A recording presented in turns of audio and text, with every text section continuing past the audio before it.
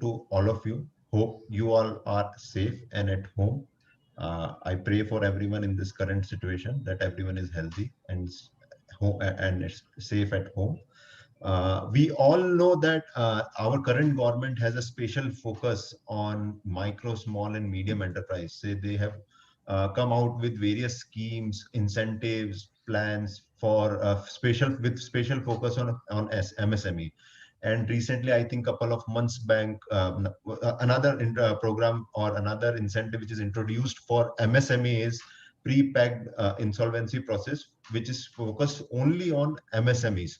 I believe the intention behind this introduction of ordinance, or I will say pre-packed policy, is to provide an efficient alternative for corporate persons like MSME in terms of resolution process, which should not disturb their current ongoing business or should not lead to loss of employment. So I believe with the current topic, which is pre-packaged insolvency process, we are all here to gather new knowledge, new area where CA can think about practice.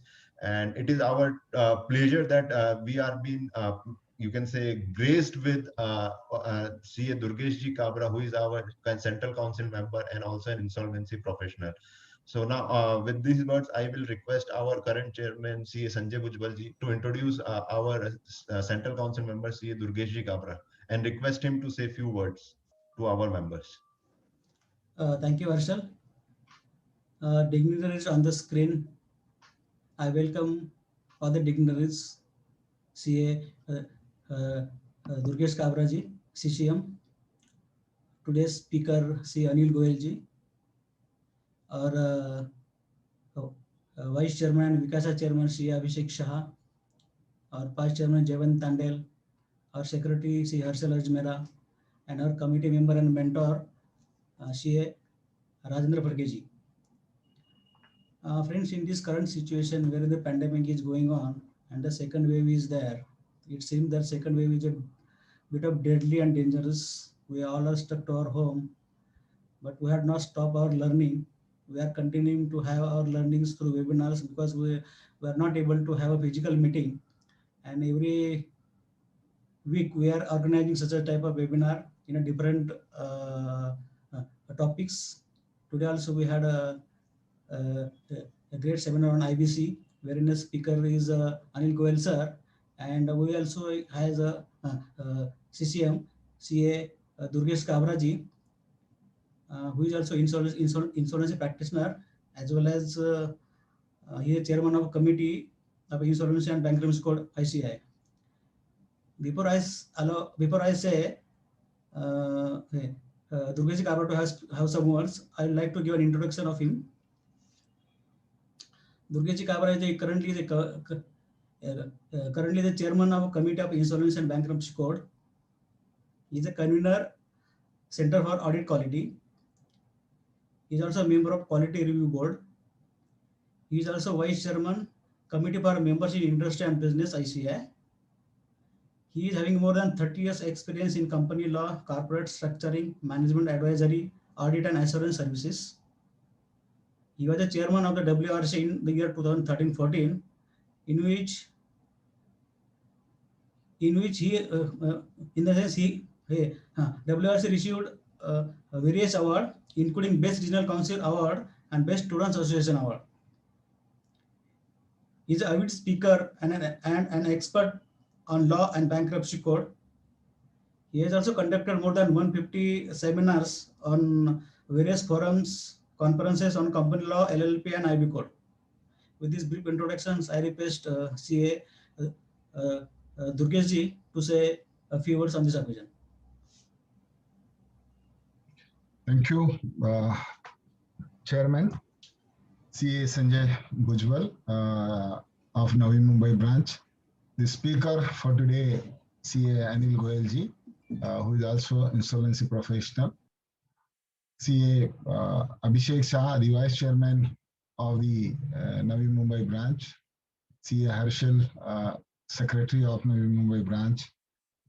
CA Jevan Tandel, the Past Chairman of the Navi Mumbai branch, and all other participants It's indeed a pleasure for me to be a part of this program, which is being organized by Navi Mumbai branch on a very recent topic and an amendment to the Insolvency and Bankruptcy Code.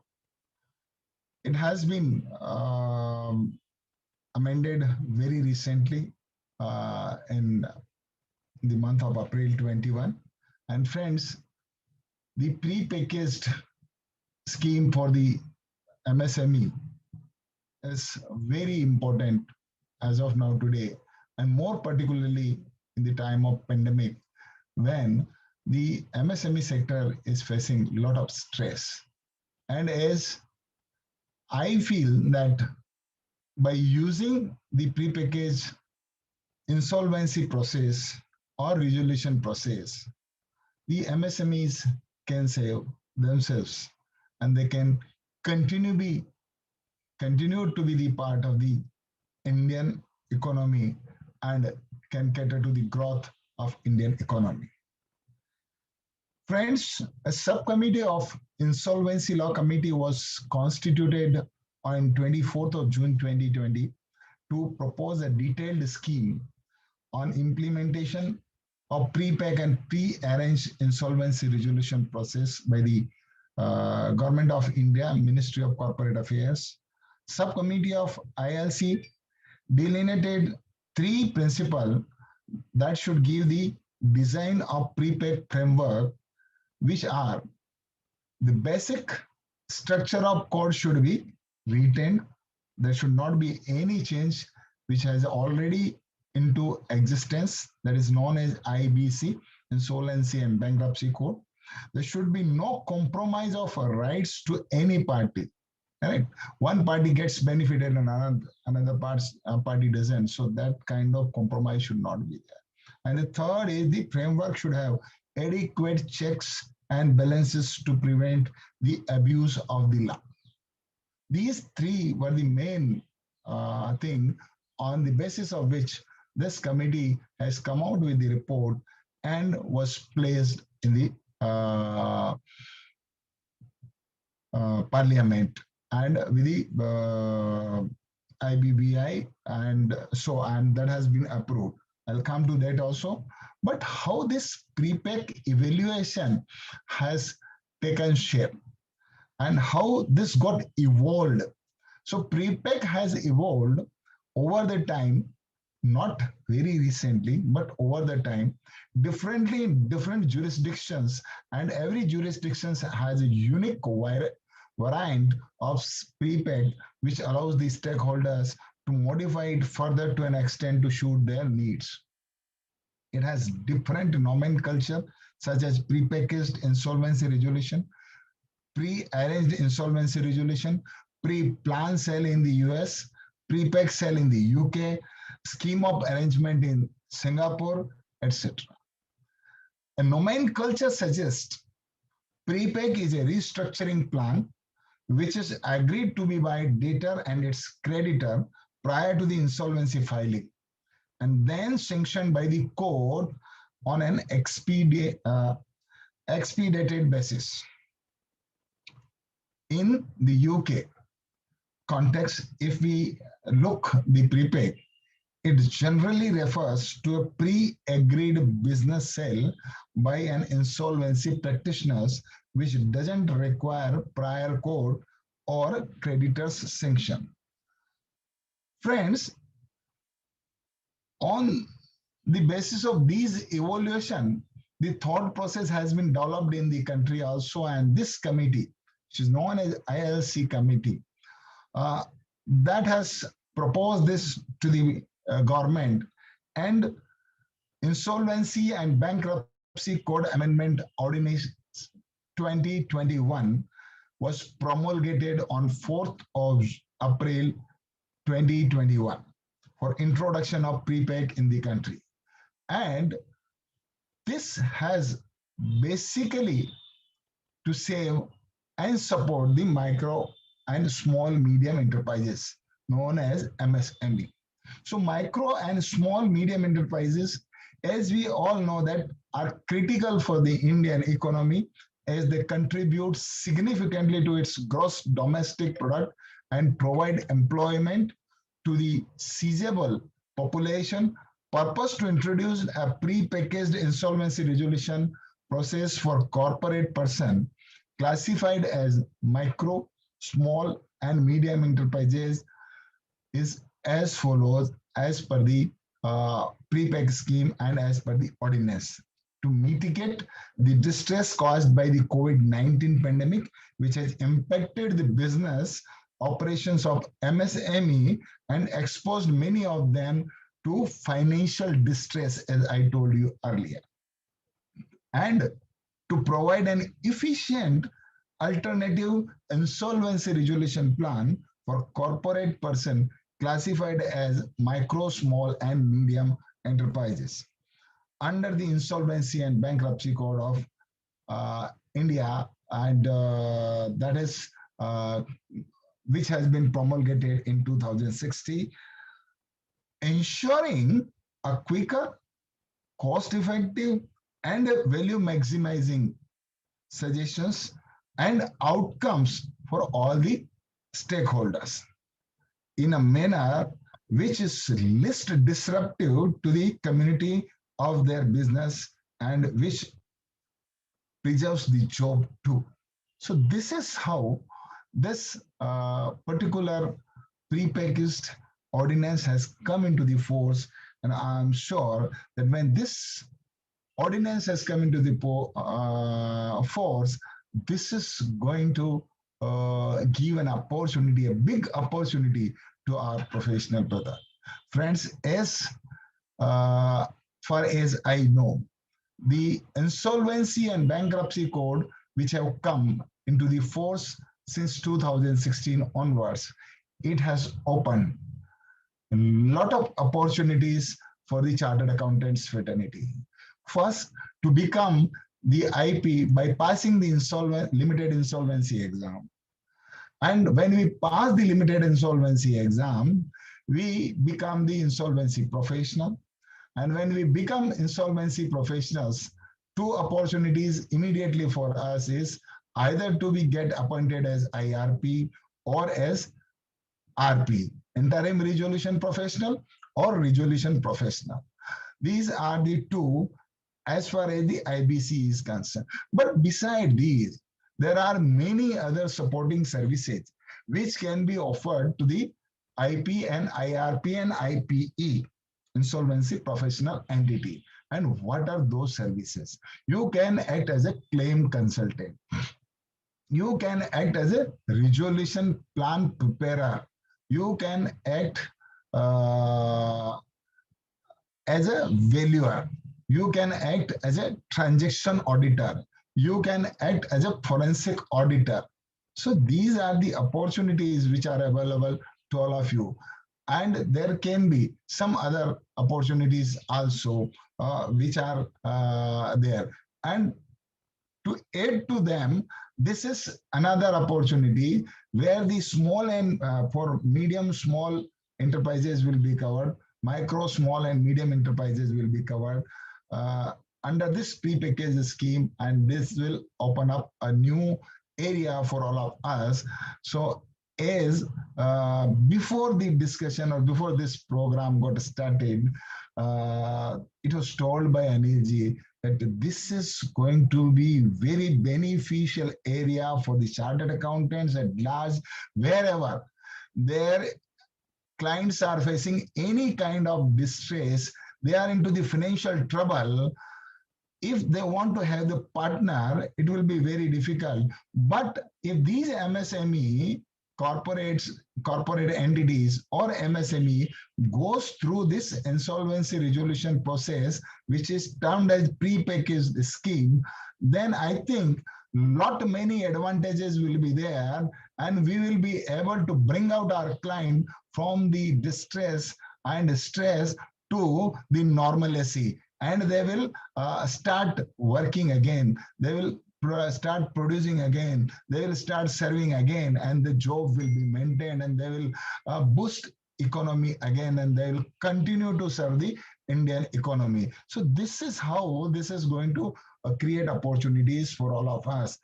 As far as at the institute level, Insolvency and Bankruptcy Committee is concerned, of which I am chairman, we are doing lot of programs, and beside dissemination of the knowledge through various virtual CPE meetings or webinars or webcasts or conferences, or we have planned international conference also this year. We have started a new initiative to update our all members through the various law updates. It is known as IBC case law update. Every month we are publishing where the Supreme Court judgment, High Court judgment, NCLT judgment, and NCLT judgments are covered. So every month the important decisions taken at these forums are being put into a capsule, and it is being sent to all of you. So you get an idea that what is happening and what kind of case have been decided so far. So this is one initiative we have taken. The another initiative we have taken is that we are coming out with the 8 small publication. To read a book of 400 pages, which is IBC or so, it becomes difficult. But if you break it into 8 pieces, I think the small book can be read very easily. So we have planned around 8 publications of around 60 pages each, one on claim, one on resolution plan, one on CIRP, one on personal guarantor, one on moratorium, one for do's and don'ts, and one for prepay case. So these kind of publications we have planned, and I'm sure once these are done, of which around 3 we have already received draft, we are working on it, and it will be soon published, and the balance, all the groups have been created and all the publications will be ready hopefully by the month of June, and we will be in a position to publish all these. So it will give the facility or will build the skill set of our members after reading those. Say, suppose I want to be perfect in the claims and want to be claim consultant, I want to be the resolution planner, then I must go and read that. This is the first page of the publication for the basic knowledge how it should one should go into it, and one should read and how it should be done. And then the second edition of this will be on the advanced stage, where all the case studies with respect to these items will be discussed. So you can have the in-depth knowledge of those particular things and can work on those areas and can create opportunities for yourself. So this is how we have taken initiative, and we are working hand in hand with the IBBI also, and we are making various representations to IBBI. I being the director of IIIPI also, we are the IBC and IIIP, which is an IP agency of IBA. We are giving the lot of suggestions wherever needed, and we see that the best for the professionals can be done who are our member. We will try to do those things always. And I request all of you, if you have some feedback on this, please feel free, write to me on my email ID, which is easily available. You can Google it down, or very simple, durgeshkabra@ica.in. You can send me a suggestion, and we'll try to take it forward, and we'll see that how we can build the skill set of our members, how we can do the best for the service to our fraternity and members. With this, I thank you, the chairman of the branch, the secretary of the branch, vice chairman, and the past chairman, and other participants who have attended this particular program. And it would be a great session by CA Anil Goel ji, who is expert and having the vast knowledge in the insolvency resolution process, has gone through the various resolution plans and CIRPs. So he will get today the best of the knowledge from the best of the faculty with respect to the prepackaged industry. Thank you once again. Thanks to one and all. Thank you very much, sir. So it's an indeed pleasure to hear you, sir. And like what we can see here is that like the government has focus on MSME. We also feel that institute is also have a special focus on insolvency and bankruptcy court. They are coming out with various publication, which should be helpful to our members. And as well as what we can understand here that this process is going to be can be bifurcated into. Yes, sir. Not only the government has focused on the MSME, let me tell you, institute is also focusing on the small and medium practitioners, and we are going to have the standardized audit tool, audit documentation tool, data analytics tool to build the capacity of our members. Around 50 crore rupees have been kept sidelined. We have already floated the RFP. Very soon you will have these kind of software, so you can build your capacity. You can use those data analytical tools and documentations tool that will build your capacity and will be not the second. We will be none to the second as far as the information technology is concerned in the world. We are first in the technical terms or technical knowledge, but in the technology also. Once we adopt all these audit tools or data analytics tools, I'm sure this will open up the opportunity also, and we will be in a position to serve across the globe, not only in India. So there is a focus at the ICI level for the small and medium practitioners.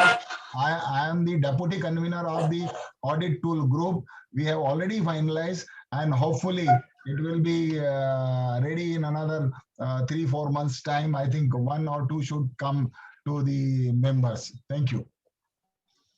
So I totally agree with you, sir. There is no doubt that ICI is focusing. But what I was trying to say is that ICI have a special focus on insolvency also. They are coming out with publications, and as well as they are dividing the role of CA into various fields, like you have mentioned about. It can be you can claim settlement expert or resolution expert. So there are a lot of enough opportunities which can be explored under this area. Thank you very much, sir, for your kind words. And moving on to our today's topic, I believe that this is going to be very interesting topic because we have already started getting questions for Anil Goel, sir, before he has started. So I believe it is going to be very exciting session today. So now I will request I request our past chairman CA Jayavant Tandil ji to introduce our today's speaker of the day, CA Anil Goel ji. Sir, you have to unmute. Hello, it is a great opportunity to introduce today's speakers who has a vast experience in insolvency and bankruptcy, C. Anil Goel, sir. C. Anil Goel is the founder and chairman of AAA Insolvency Professional LLP, one of the first 2 insolvency professional entity recognized by the Insolvency and Bankruptcy Board of India. He was a member of Advisory Committee of Insolvency and Professionals of ICAI till March 2020. Has been a co-chairman of ASSOCHAM National Councils of Insolvency and Bankruptcy till March 2021. He was a member of working group established by Insolvency Bankruptcy Board of India for implementation of individual bankruptcy in India. He was also a member of SEBI group as constituted by Insolvency and Bankruptcy Board of India for the interaction with SEBI, NSE and BSE for seeking the concessions for companies under the insolvency process. He was a faculty for awareness program launched at instance of CBDT and Insolvency and Bankruptcy Board of India for the tax authorities and deliberating on the tax authorities vis-a-vis IBC. He was a faculty for the speedy awareness among the DRT members and the officials on the insolvency and bankruptcy of personal guarantor. He is a regular faculty of IICA for the first batch of graduate insolvency program by Insolvency Bankruptcy Board India. C. Anil Goel sir is a regular speaker at various forums and webinars on insolvency and bankruptcy law, valuation and management of trusted assets under CIRP or otherwise through the restructuring of debt.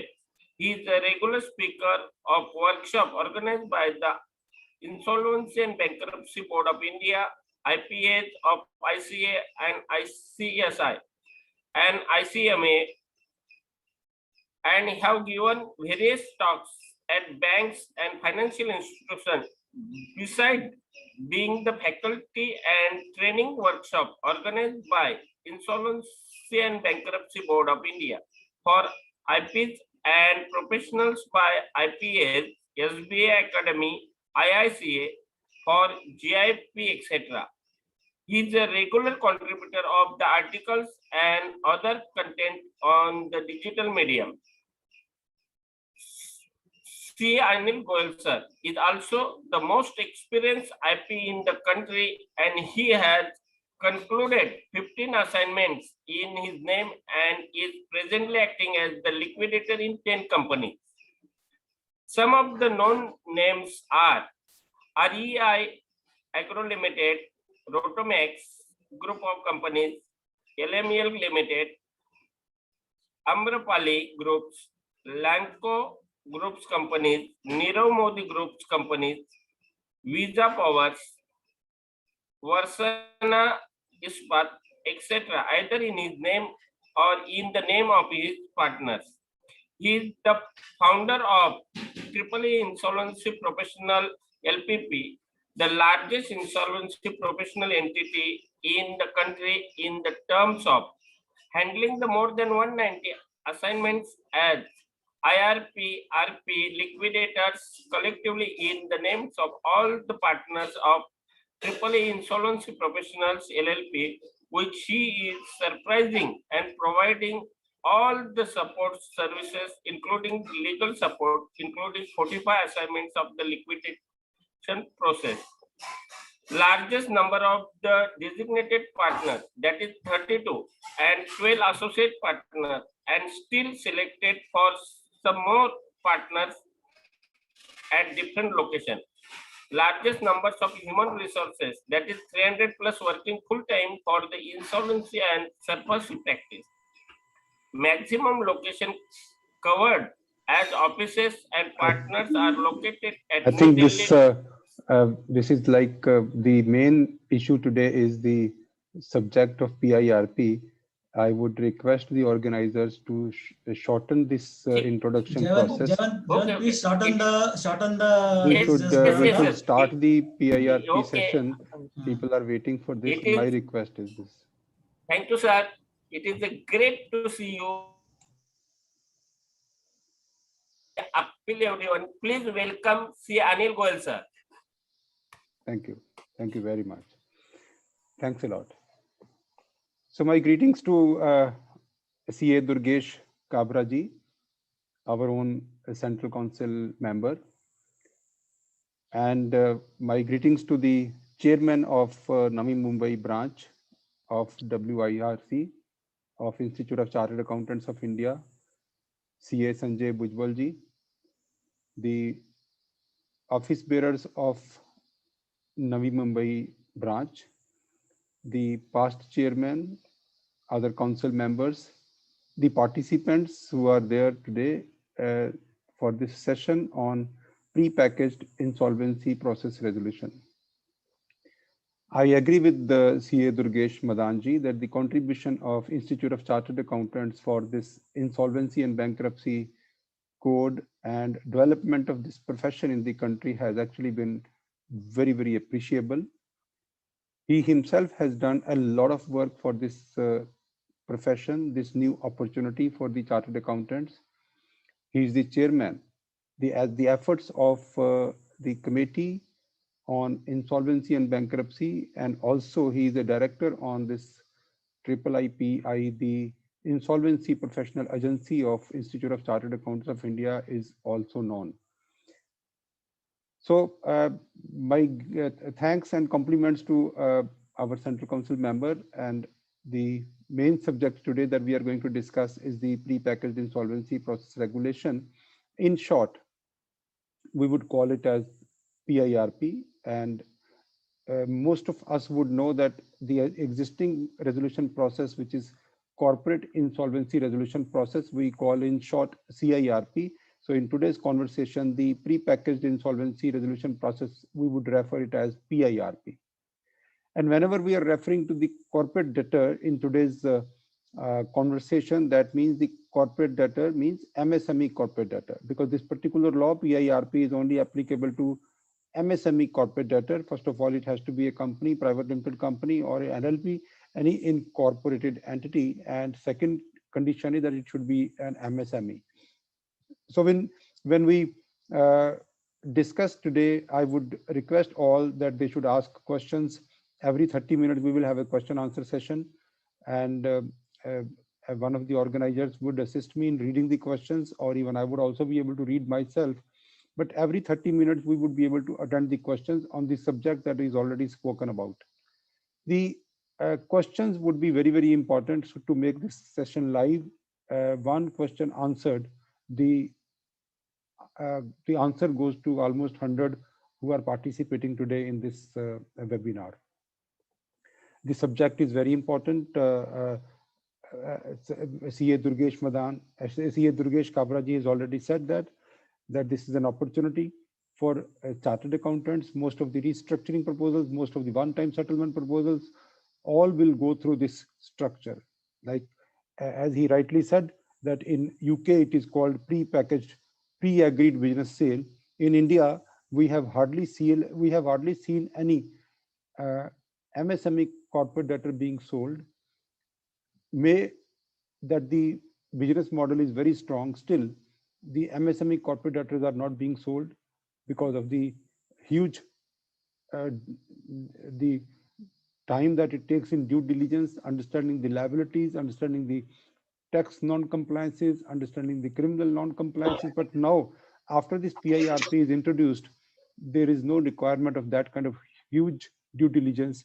The most important part is that Section 53 is applicable to this PIRP structure, and based on the assets of the MSME corporate debtor, whatever is payable to the creditors based on their priority under Section 53, all others left out would not be entitled to get any amount.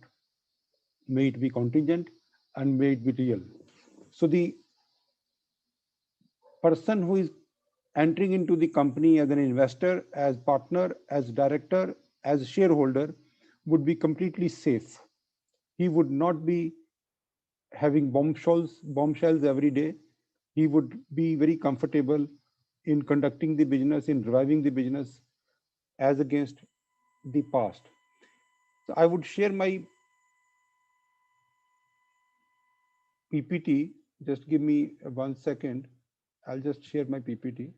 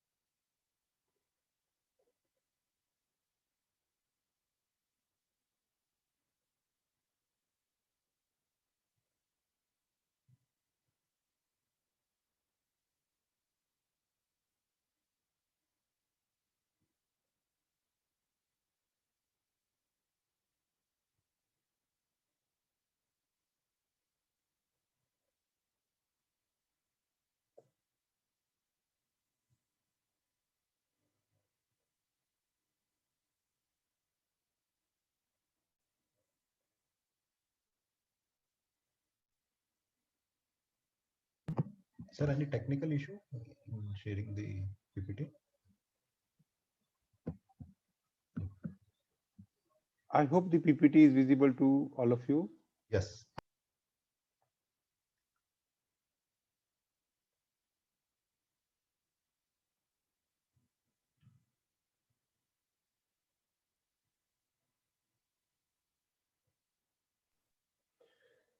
So I think before we go ahead, I would like to say the basic features of this PIRP. Very quickly, I will say that this PIRP is applicable only to MSME segment of industry, and that to MSME corporate debtors.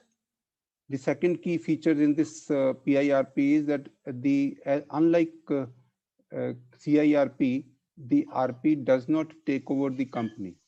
So when I say does not take over the company, there are three things that the RP is not supposed to do in this structure. One, that he is not responsible for keeping the company as a going concern. The board of directors continues to handle the company, and they are responsible for keeping the company as a going concern. Number two, the RP is not responsible for preserving and protection of the assets of the corporate debtor, and the responsibility lies with the board of directors. Third is that uh, the business would be run, the control and custody of the assets and the business of the corporate debtor would continue to be with the board of directors, and the RP would not take over. See, when we see this CIRP process, the difficulty in MSME CIRPs was that only because see, the RP was one, that the RP was not given complete custody control, the information was not provided. There was most of the time there was a resistance from the promoters, directors, board of directors that this RP should not get more information, because then they were worried about the avoidance transactions, and also they were worried about the total resources may be used by the RP. So whenever we actually have gone through any MSME CIRP, we have seen that the most of the funds are completely vanished. The COC is also not contributing for the CIRP cost, and the entire process of CIRP goes into a kind of very, very stressful scenario. Then this PIRP is not coercive. It is a kind of mutual and consensual process where the creditors and the board of directors, they agree to a structure, they both agree, and then they file the application to NCLT. This structure is not possible for the operational creditors and the financial creditors to file an application before NCLT, because this has to be an application filed by the company with the permission of the financial creditors. The cost also in this case is much lesser than the CIRP cost, and this does not disrupt the business. This does not disrupt the business. The business continues, the board of directors continues, all their agreements, all their production, employees, customer, everything continues, and there is no disruption. So even if the PIRP fails, the company doesn't go to liquidation. Whereas in the case of CIRP, in case the CIRP fails, the company goes into liquidation.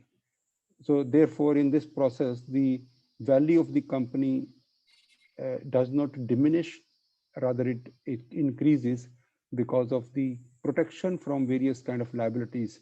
The value of the company increases. So this assures the continuity of the contribution to GDP, continuity of the employment, preserves jobs, and there is no liquidation. That's what is the basic structure. I think Mr. Kabra has already told that this particular law has been implemented on a lightning speed. I will just add that on 4th of April, the ordinance was promulgated, and on 9th of April, the IBBI notified regulations and the Ministry of Corporate Affairs notified rules, and also a notification that the minimum default for PIRP would be rupees 10 lakhs. However, there is no limit on the maximum default. The law has been inserted in a manner, there is a chapter 3A has been inserted into IBC, and sections from 54A to 54P has been inserted, and also section 67A and 77A has been inserted. So in total, the law is seemingly it is very small, but actually it is completely going to be a new structure. Quickly, I will attend to the scenario. What are the existing what are the existing remedies available, what are the existing way available for any MSME under financial stress. One is the CIRP that I've been telling, that the CIRP has its own challenges. The other possibility is the compromise and arrangement scheme under section 230 of the Companies Act, which is also not finding favors because the 75% of the consent of each class of creditors is required for any kind of settlement, and everyone whosoever has got about 10% of the total debt of the company can come forward, can file an appeal, can file an application before NCLT, claiming that they are a separate class of creditor and they should be given a role of special separate class. So this also has actually been contributing to the lesser population, the popularity of this scheme. Then we also have this other, because these are the two arrangements which are kind of court supervised arrangement, because this NCLT supervises these two, both the arrangements. One is the CIRP and the other is the 230 under the Companies Act. Then we come to the RBI Prudential Framework for Resolution of Stressed Assets, which is based on the circular of RBI dated 7th of June 2019. Of course, that circular is presently live. All other circulars of RBI, like corporate debt restructuring and the SDR, CDR, S4A, all those structure has been abolished. Those circulars have been withdrawn, and those processes for restructuring revival is presently not available. This RBI Prudential Framework for Resolution of Stressed Asset is presently mandatory for any outstanding of more than 1,500 crore, but it is also voluntarily for any kind of MSME organization. However, this also doesn't have the powers of Section 53. This doesn't have any stamp of any legal court, and this is mutual and not, it is only binding on all those RBI regulated lenders. If there are any lenders which are not RBI regulated, those are not governed by this structure, this framework. Then what is most popular as of now, which is getting replaced with PIRP, is the normal restructuring proposal, where we apply to the banks for kind of deferment in the loan, or conversion of excess borrowings into WCTL, or conversion of unpaid interest into the funded interest term loan, reduction in the interest rate, like extending the further moratorium period. All these are the structuring options that we have, where we reach out to our lenders one by one. There is no structure, there is no compulsion, except that the banks are governed by their own internal circulars. Similarly, the one-time settlement is also something which is handled by the banks individually based on their own policies. Banks are not really focused on this. The employees of the banks are not taking decisions regarding restructuring and one-time settlement. So all this scenario, we can see the difficulties which has actually been faced by the MSME corporate debtors. The challenges are huge. So when we talk about this restructuring, I would say that that there is no formal formal structure or formal framework is available for the banks to do restructuring. Similarly, for one-time settlements also, there is no framework, there is no written policy, except barring a few banks. And it also depends upon the case to case. It also depends on the officer to officer sitting there. And this doesn't have any other relaxation, except that the bank in which the borrower is dealing with and asking for the one-time settlement. In most of the restructuring proposals, the promoter's contribution is asked, additional collateral security is asked, additional funding would be available or not. That also is something which is not really seen in the recent past, that the additional funding is also available in the restructured accounts. This committee approach is there in some of the banks, that the committee will take a decision regarding the restructuring or regarding the one-time settlement proposals. However, in this case, the entire structure is committee based, and that committee is not only internal to one bank, then this committee now in PIRP is the committee of all the creditors. There is no time limit, there is no obligation on the lenders to run the process. Section 53 is not applicable, and even the OTS is not preferred by many banks. Other than the valuation, there is no other process where the banks can call for the market value of the MSME running unit. They only have to depend upon the representations made by the board of directors. The time taken presently is very high, and by that time the account slips into deep NPA, and the bank in fact start taking the other recovery processes, maybe SURFACE or CIRP, and the bank is also liable to make more and more provisions. In this PIRP, there is an open competition. The promoters are competing with the market, and whosoever gives the best will take away the company. In the present structure, in a restructuring and OTS, there is no judicial approval. There is nothing like approval of the resolution plan. There is nothing like protection from the creditors after the resolution plan is approved. So in most of the cases that we have seen, if the borrower apply for one-time settlement or restructuring, the banks become a little more active and more proactive, and they start taking actions against SURFACE and against other things. So the basic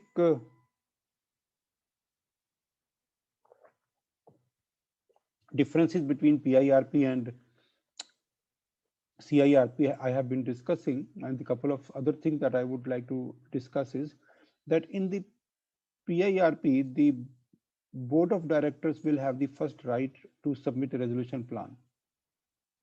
Being MSME, they have the first right to submit a resolution plan, and they would compete with the public.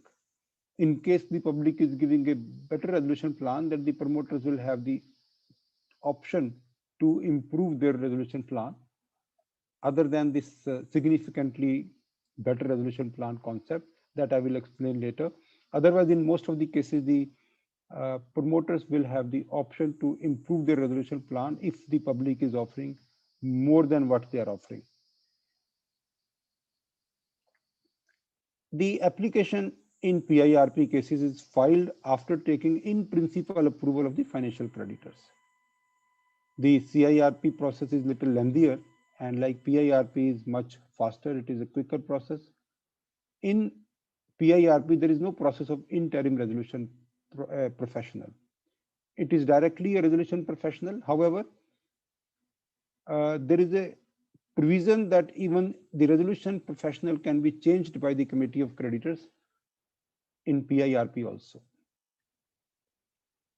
Once the PIRP application is submitted to NCLT, during that period, even nobody can submit application under section 7, 9 and 10. And even if it is submitted, the adjudicating authority would not take cognizance till the PIRP is over. If PIRP fails, the company doesn't go to liquidation, it continues the way it is continuing here, whereas in the CIRP, if the CIRP fails, then the company goes into liquidation. In PIRP, there is no process of filing of the claims. Rather, the list of creditors is provided by the board of directors. And the resolution professional work on the list of creditors based on the books of accounts and contact each and every creditor for confirmation of their claims.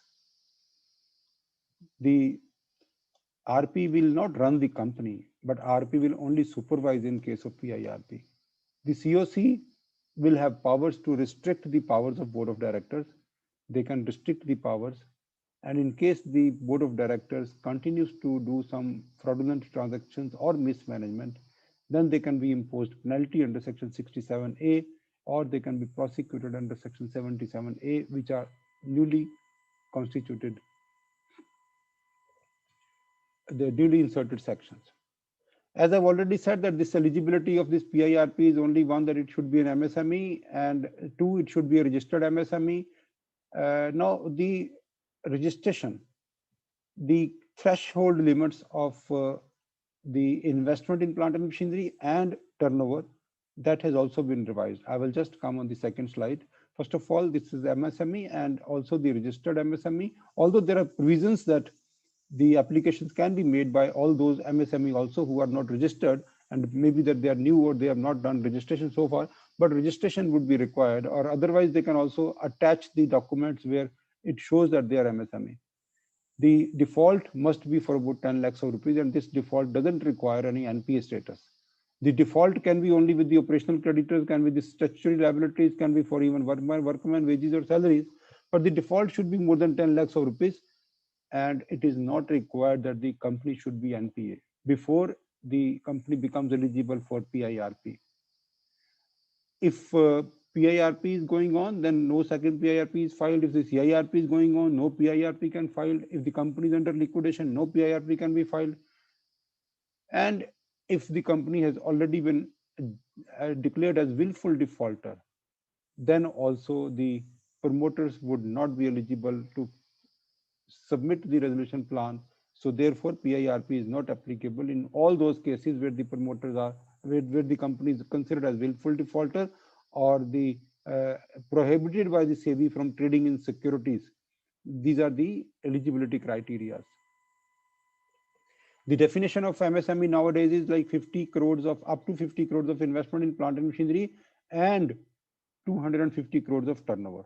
When we look at the definition of the plant and machinery now, it is very clear that the new provisions, which is applicable from 1st July 2020, the law considers only the return down value, as provided in the income tax returns. So the this registration portal, Udyam registration portal, will pick up the figure of the return on value of the plant and machinery from the income tax returns, or from the income tax records. And also the turnover will be taken from the GST records and the income tax records based on your PAN. However, in case we see the definition under Section 8 of the MSME Act, the pollution control, research and development, industrial safety devices, and all these are excluded from the definition of plant and machinery. However, the new definition, as per the income tax law, that includes all kinds of plant and machinery, equipment, electrical fitting, vehicles, cars, trucks, buses, ships, aeroplanes, softwares which are used for the business of the company, and also the books used by the professionals. So this is the definition, which is little enlarged, but it is WDV based. So that's a very big comfort. Even there is a notification in 2003 by Ministry of Industry that even the jigs, molds, dies, all would be excluded, and even the freight and also the interest during construction period or pre-operative expenses during installations, and that also would be excluded from the definition of plant and machinery. Registration is must. Present law is that everyone is supposed to get their registration updated by 1st of July 2021, and then it becomes a regular process. Everyone is supposed to update the information on the Udyam registration online portal, and this updation would be required. E-certificate is given, and the information has to be updated every year to the Udyam registration portal. When it comes to the timing, the time of this PIRP, the timing of the PIRP is, there is a 3 or 4 stages. One is a pre-PIRP stage. I would even say that a stage which is pre-PIRP or a stage A, when the company starts thinking about, when a CD starts thinking about the insolvency process, and that too under PIRP. So whenever a company thinks that the eligibility is there is a financial stress, they would like to go for the PIRP. The first thing is that they should start preparing a base resolution plan. Now, what is a base resolution plan? We normally, everyone has actually been somehow engaged in any kind of restructuring proposal or one-time settlement proposal. So whatever we as a corporate debtor needs from the banks, that has to come in the resolution plan, which is called base resolution plan. The base resolution plan will actually talk about the reasons of talk about the extent of default, extent of financial stress, the reasons for the financial stress, causes of losses, and then finally the remedies for the revival, for the removal of the financial stress, all these remedies. So this is what is called a base resolution plan, where the corporate debtor would prepare this base resolution plan based on the business model, based on the projections, based on the assets and liabilities, and would submit it to the financial creditors that this is my proposal. I would be able to handle my financial stress in this manner. You need to give me something additional as working capital, or you would need to give me permission to sell some of the extra assets, or you would allow me to add some partner or a shareholder, or you would allow me to almost sell my undertaking. That is the way I would like to resolve my financial stress, and that would be beneficial for the creditors, beneficial for the company, and beneficial for the customer, beneficial for the employees. That's what we actually have to represent before our financial creditors after preparing a base resolution plan.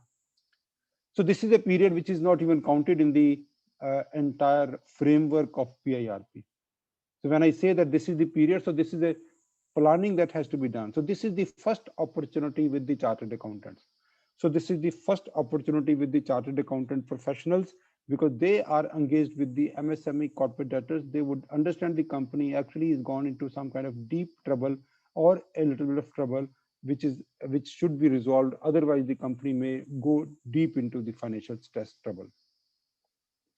The chartered accountants would look into the causes of default, the kind of remedies available, the additional funds required by the company, and also the correct position of assets and liabilities of the corporate debtor. Based on all this information, based on the information of the business plan, projections, and the future profitability, the base resolution plan would be prepared, that this is the manner that the company will earn money, this is the manner the company will pay, but this is the only money which the company can pay. Company cannot pay more than this. The operational creditors, the government liabilities, they all have to support. Only then the PIRP would be successful. So my assets, the assets of this company is only 50 crores, whereas my liabilities are 100 crore.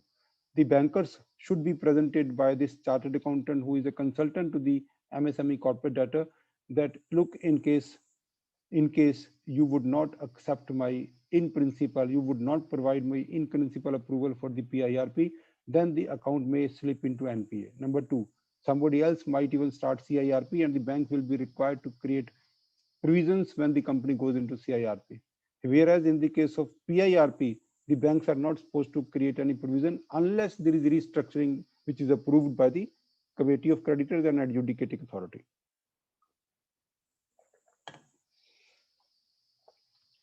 Now, so this is a period where this opportunity would be with the chartered accountants. So they would prepare a restructuring plan. They would prepare a way how the banks would be, how the financial creditors can be paid, and how much can be paid, and how much haircut is required from the operational creditors, how much haircut is required from the statutory liabilities. All that has to be given in the resolution plan, which is called base resolution plan. Now, once the base resolution plan is prepared and it is found that now we can start the pre-PIRP process. So the pre-PIRP process is for about 90 days. When this resolution plan is prepared, then the company will also hold a board meeting and will kind of discuss this, and majority of the directors will give a declaration about in the format which is already provided about the intent to start PIRP and also the eligibility. Then the company will also pass a resolution in the meeting of the members of the company, shareholders of the company. Then a list of creditors with their contact details, with the complete documentation would also be prepared. So these are the 4 documents which would be prepared: the list of creditors, because the list of creditors would actually provide information to the financial creditors that who are the other financial creditors, so that they can even interact with each other to discuss this PIRP proposal. Once all these documents are prepared, like base resolution plan, the declaration by the directors, the resolution from the members of the company, and the list of creditors, all this would be submitted to all the financial creditors of the company. Now the financial creditors have been submitted the intent of the corporate debtor to go to PIRP, and then we come to the regulations. The regulation says that the corporate debtor will have the power to convene the meetings of the financial creditors. So the process is actually very clear. I am actually saying, first of all, you have to see the eligibility, whether your corporate debtor is eligible or not. Second, then you have to see whether there is a default or not, whether the financial stress is there or not.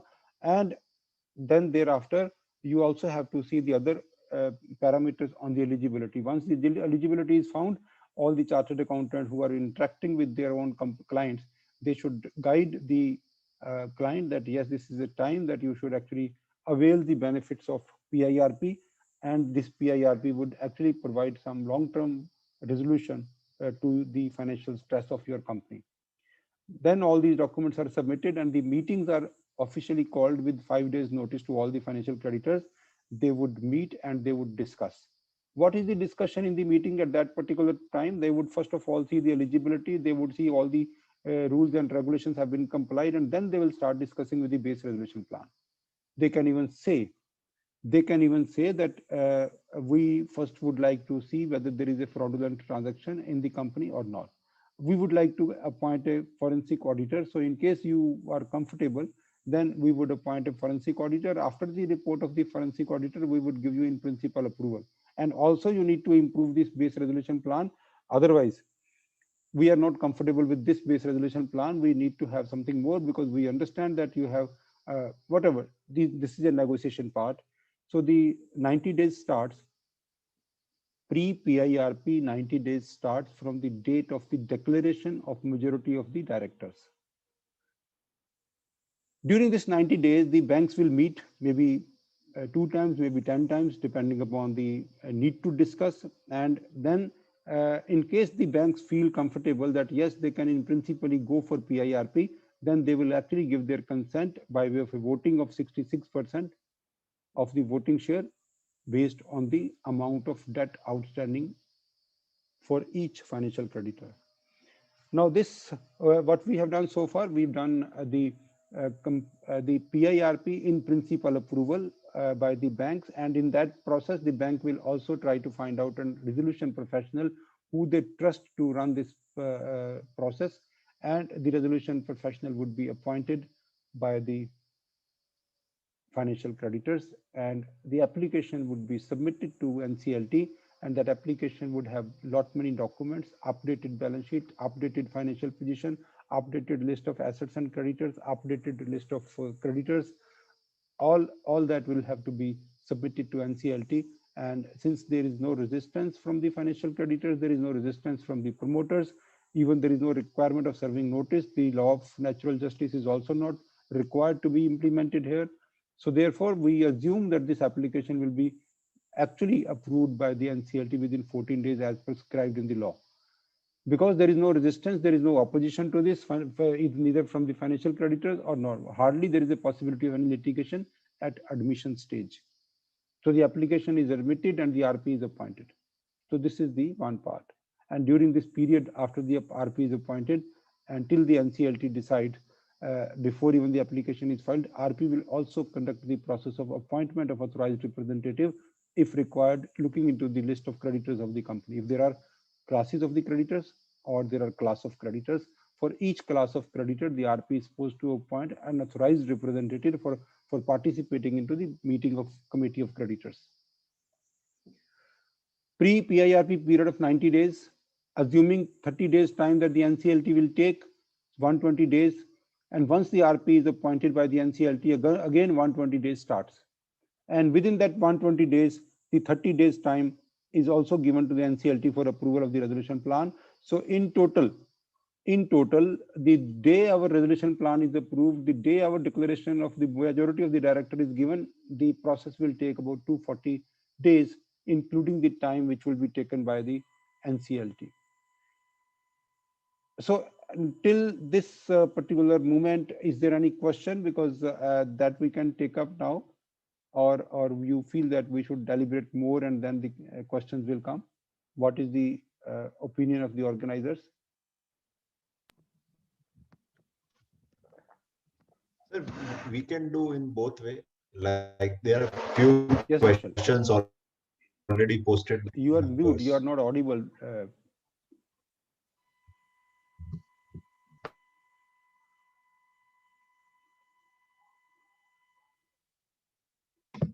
Can you hear me now? I don't know why. Just 1 second. I think it is the difficulties at my end only. I'll just correct.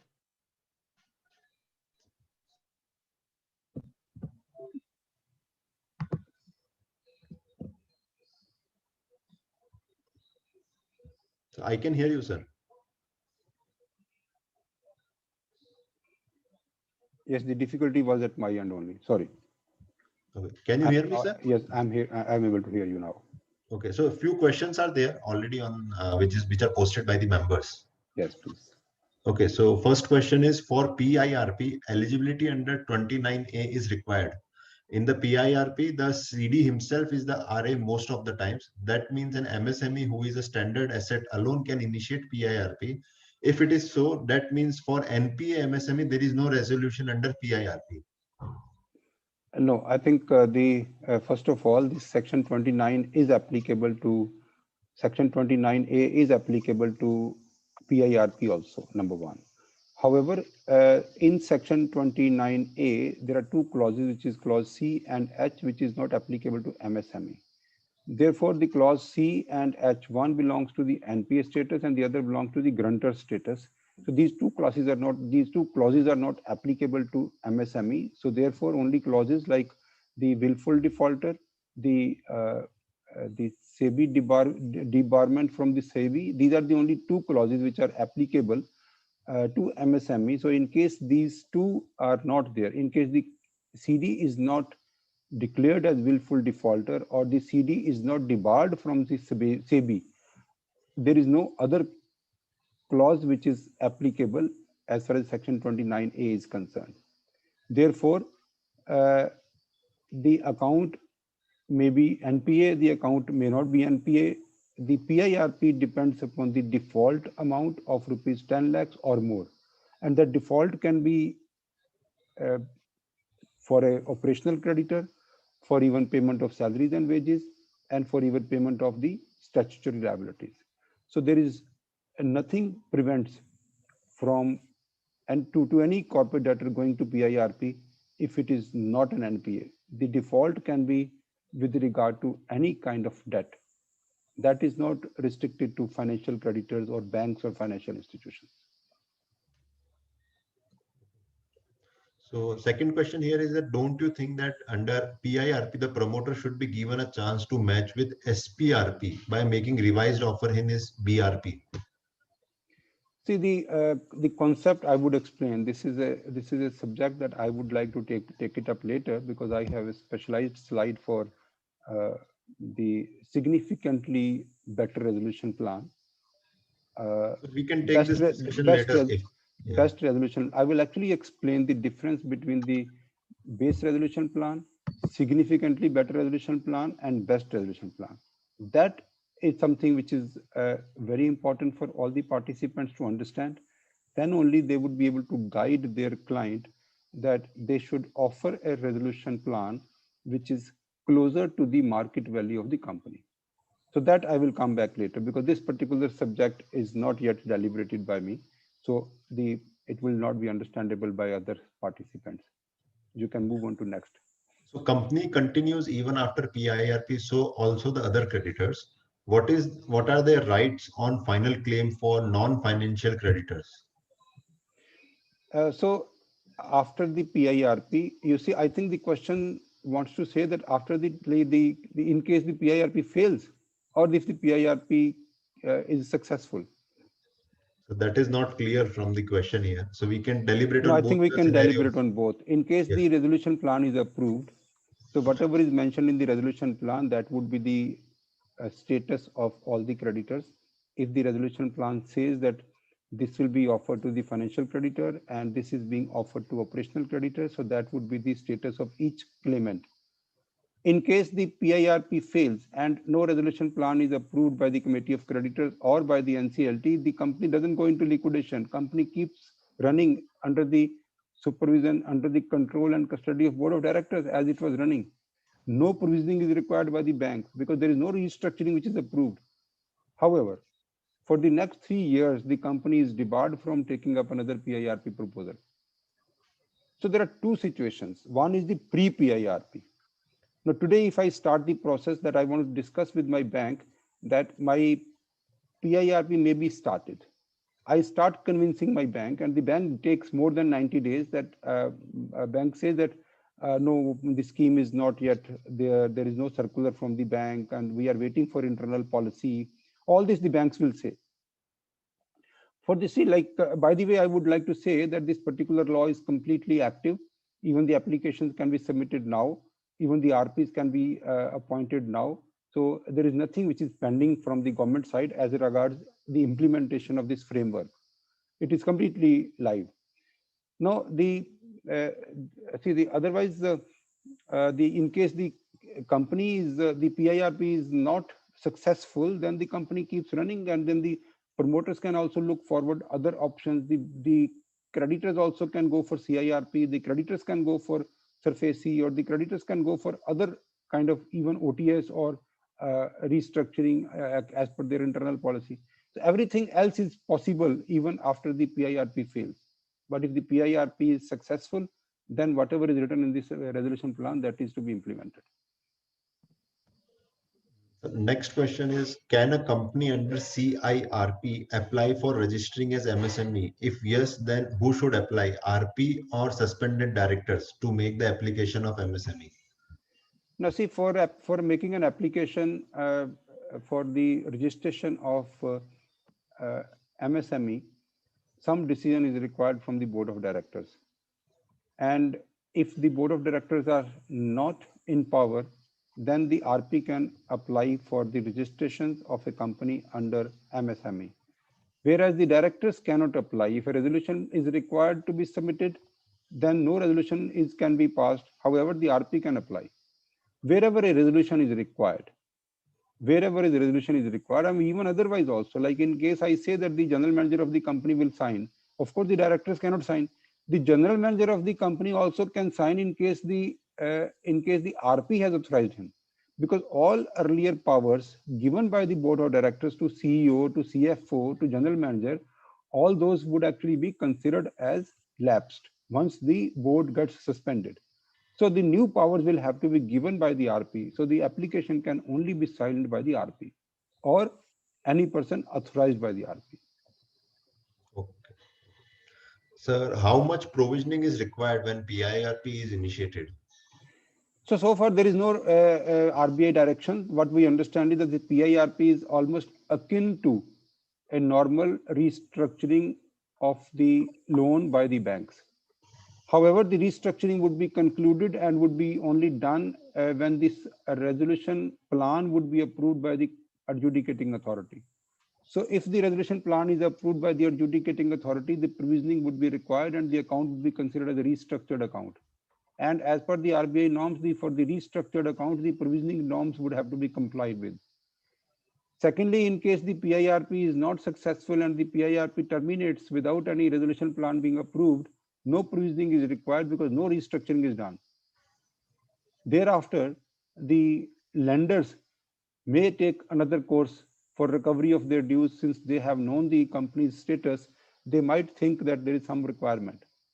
So the PIRP is considered to be restructuring. It is not considered to be an insolvency. It is only it's only something that which is the restructuring is being done through this insolvency process, because the section 53 applicability is very important for freezing the liability of any company for any restructuring proposal, for any merger, acquisition, partnership, shareholders, investment. All these transactions for any MSME corporate debtor will actually route through the PIRP framework in future. Okay. So next question here is, if company has defaulted in payment to operational creditor of rupees 15 lakh, but somehow he arranges and pays 6 lakh by borrowing from others, So while filing application with AA, default amount is 9 lakh. Is company eligible? Now the default amount has to be more than 10 lakhs of rupees. It cannot be 9 lakhs of rupees. The default amount and the default, everyone understands that it has to be based on the documents. If I have purchased goods from any supplier, and as per the purchase order, I was supposed to give payment on 60th day. On 61st day, it will be considered as default, and I would be eligible to file an application for PIRP if the financial creditors agree. 9 lakhs is not the eligible amount. It is 10 lakhs. So how the financial stress is defined? Now, financial stress is defined only by default. If the company is defaulting, then there is a financial stress. Okay. So 90-day for preparation of plan is plus 30 days plus 90 days plus 30 days. Which is 0 day for 120 days limit? Is there any extension allowed for 120 days timeline? First of all, there is no extension allowed under the law. There is no possibility of any kind of extension. However, the exclusion, which was a creation of natural justice, in case the players are not able to play the match, that period would be excluded in case it is justified, in case the court is satisfied. As far as this exclusion is concerned, for the period the players were not able to play, that of course is available, whereas extension, there is no provision. The COC has no power to extend, the RP has no power to extend the period. Secondly, the first of all, this 120 days start from the date of the order of the NCLT declaring the commencement of PIRP and appointment of RP. So that is the day starting 120 days, and within this 120 days, 30 days has also been provided to NCLT for passing the order for approval of the resolution plan. The 90 days, we have to complete everything within 90 days. In fact, we are supposed to complete many things. I will come on the subsequent slides. This is a stressful scenario for any insolvency professional. It will be huge work. And what if AA is taking more than 30 days for approving the plan? Doesn't matter. I think the AA can take more time, and that particular period, the RP, who actually has been appointed by the Committee of Creditors, Financial Creditors, not the Committee of Creditors. The RP has been appointed by the Financial Creditors, but the RP would not have any role of monitoring of the corporate debtor. RP simply has done the pre-PIRP job where he has to submit a report. He has to appoint authorized representatives. However, in this particular period, the RP has to do many other things. All the back-end work, the RP should continue to do. Otherwise, when I will come to the timelines under which the RP is supposed to complete the work when the PIRP is started, that timeline is very, very ambitious, and to my understanding, it may not be possible for all companies. So therefore, the RP would work after his appointment, because the RP is getting fee for this pre-PIRP period also. I will come to the fees in the next slides. Okay. I think this last question is repetitive. Does NPA at any time affect eligibility of MSME for PIRP?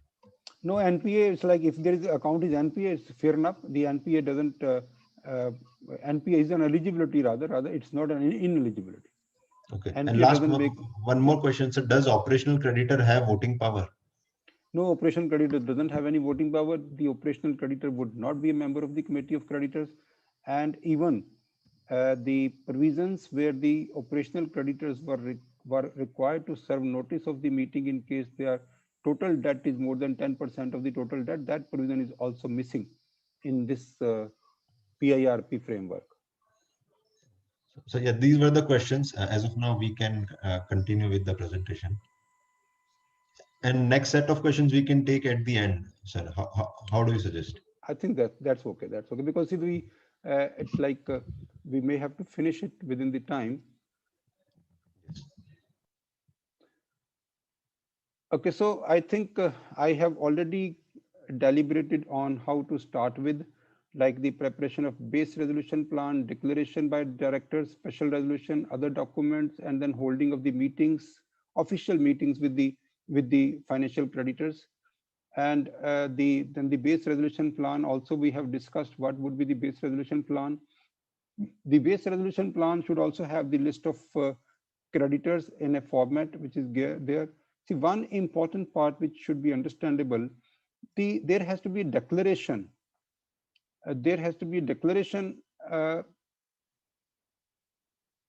in the base resolution plan regarding the avoidable transactions under section 43, 45, 49, 50 or 66. Therefore, what I understand is that some banks are coming up with the policy that if anyone will approach them for PIRP, they would first get the account audited with regard to the avoidance transactions. So once that policy comes, then every corporate debtor would first be exposed to the forensic audit. Then the bank and the financial institutions would probably give the in principle approval for the PIRP. The resolution plan should also talk about the feasibility and viability, and it also should show the projections for the entire period in which the debt would be repaid. The detail of the corporate debtor, the history of the corporate debtor, the any pending applications under section 7, 9 or 10, and the complete details on the basis with the MSME status details, default details, evidences of section 29A, analysis of the financial statements, projections, declarations, special resolutions. All this is part of the base resolution plans and all the documents which are required.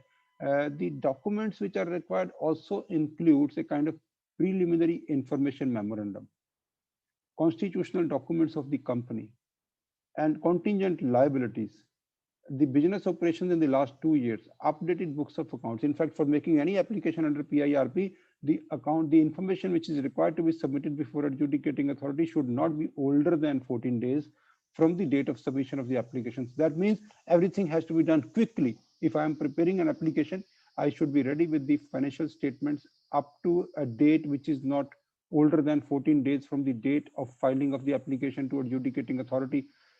This preliminary information memorandum, which earlier it's supposed to be prepared by the RP, this preliminary information memorandum would also be prepared by the corporate debtor, and this will be verified. This will be verified by the RP. Now, the scenario that I'm trying to discuss with this preliminary, see, the scenario is that first of all, any company which doesn't have updated financial information, doesn't have the complete details of the creditors, complete details of the assets and liabilities, then the application would not be admitted. So the updated information about everything has to be there before any application is admitted. So this is the first requirement for any PIRP case. Then the application is submitted and the financial creditors start meeting. Now, if the financial creditors started meeting, and in the meeting they would only negotiate with the corporate debtor regarding the base resolution plan, and they will also understand the eligibility of the corporate debtor. They would also verify the MSME status. They would also verify the 29A eligibility. And in all these cases, finally, after the negotiation, the financial creditors will provide their in principle consent, and there is a form which is already there in form P4. They would provide the in principle approval, and that approval is only for the submission or filing of the application before adjudicating authority. So while the banks are giving in principle approval, that doesn't mean that the banks have accepted. Banks will further consider the base resolution plan, will try to develop competition with the resolution plans from the market, and would negotiate further, and then only they would approve a resolution plan. And since the banks are not incurring any expenditure, so the banks would be keen to handle any PIRP. They would not be under pressure to run the company. They would not be under pressure to make the payment of salaries and wages of the company. They would also not be under the kind of pressure of making the payment of the RP's fees or IPE's fees. So this way, I'm trying to say that this the opportunity for the chartered accountants is at this stage when they are supposed to convince the corporate debtor that this PIRP framework is best for your financial stress.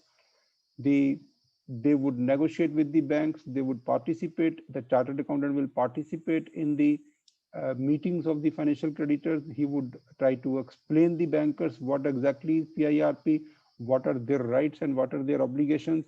And that is a job of a consultant, any chartered accountant who may or he may not be an insolvency professional.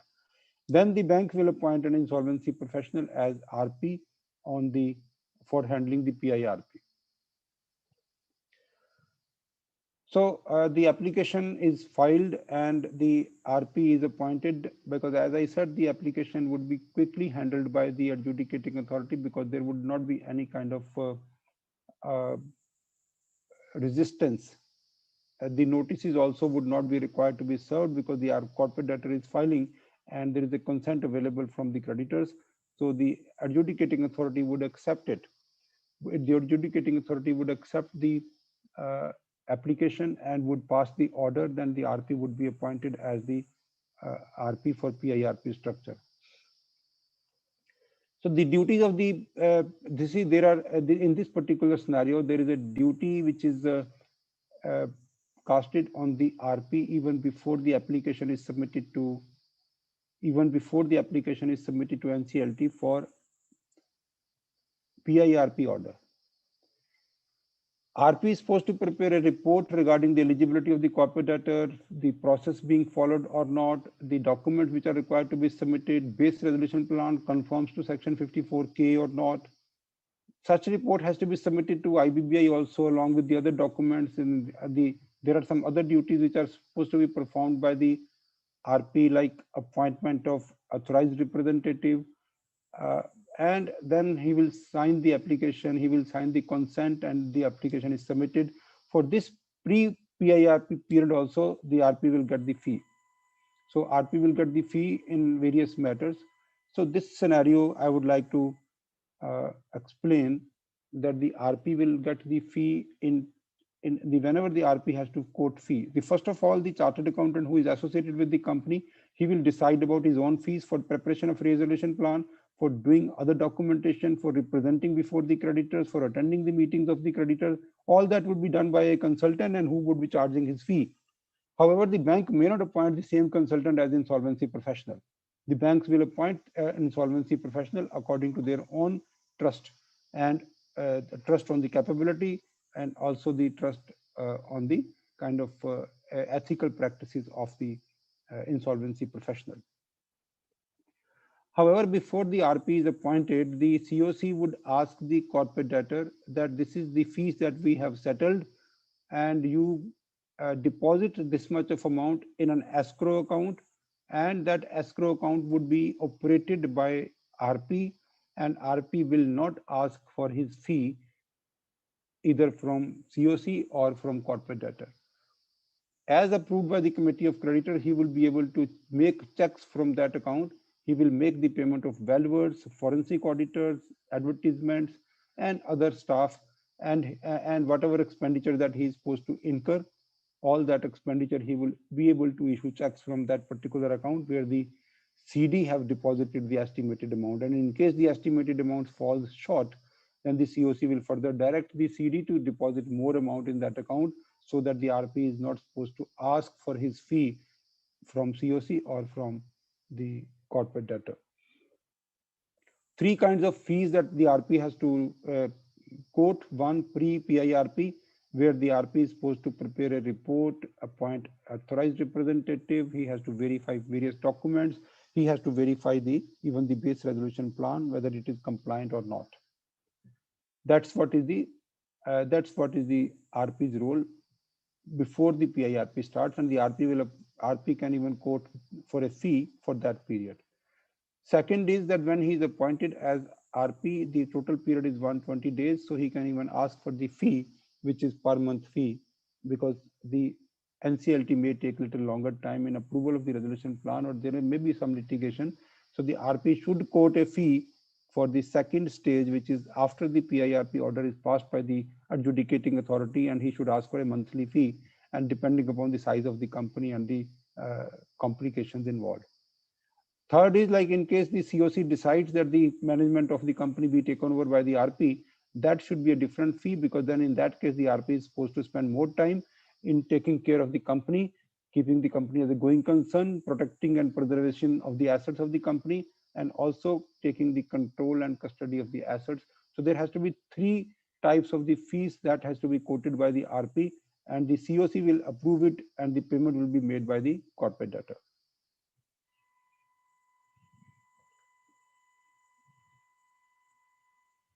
Of course, the RP has to disclose its fees to IBBI also, and like this is, as I've already said, that this application cannot be submitted by any operational creditor or financial creditor. Once the PIRP fails, there is no possibility of any further application for the next 3 years. Some of the definitions is not required to be the cost. Now this, the application filing has also been cleared. The fee that the government has kept is 15,000 rupees is the fee for filing the application. Form 1 has been prescribed in the rules, which has already been notified on 9th April. Then all the application is submitted along with the documentation that I've already said, the declaration, the special resolution, and the approval of the 66%, written consent of the RP, report of the RP in Form P, declaration by the applicant regarding the existence of transactions. Those may be within the scope of section 43, 45, 49, 50, and 66. All these documents are supposed to be submitted, and the details regarding the books of accounts and other financial information not older than 14 days, or all these documents are supposed to be attached with the application, and the application is now submitted to NCLT. This is the phase B, where we are saying that the application is admitted by the NCLT, and before admission, the NCLT is only supposed to see the deficiency. If there is any deficiency in the application, 7 days would be given, and then the NCLT will pass this order. The RP will make public announcement also, and now this 120 days starts. After the NCLT order, 120 days starts. So 120 days is within 120 days, 90 days is for the RP, and the 30 days is for the NCLT to pass the order for approval of the resolution plan. I have very detailed analysis of the timelines. So here is when this my zero starts in this first column, where A plus 2, public announcement in 2 days, submission of the list of claims by the CD to the RP within 2 days, also including this, the preliminary information memorandum, the list of creditors, the security interest, grantees, submission of base resolution plan. All this has to be submitted within 2 days of the start of the PIRP. RP has to confirm all the list of creditors from the books of accounts and other records, and RP has to inform every creditor in an individual communication on the communication address provided by the CD that this is the amount of liability that I have received from the company, please confirm. So everything within 2 days. RP to provide list of creditors in each class to the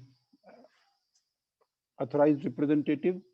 Valuers has to be appointed within 3 days from the date of the appointment of RP. Everything has been done.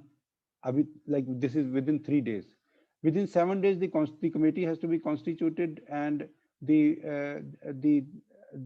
creditors, since the creditors got the information within 2 days, so they have 7 days time to give any objections to RP, and then the RP will finalize the final list before the meeting of the creditors. The first meeting of the creditors will take place in 14 days, and the RP is supposed to provide the latest information of the claims based on the representations made by all the claimants, and so far it is only 14 days. And in case there is any change in the committee of creditors, that of course would be done based on the confirmation of the claims by the RP.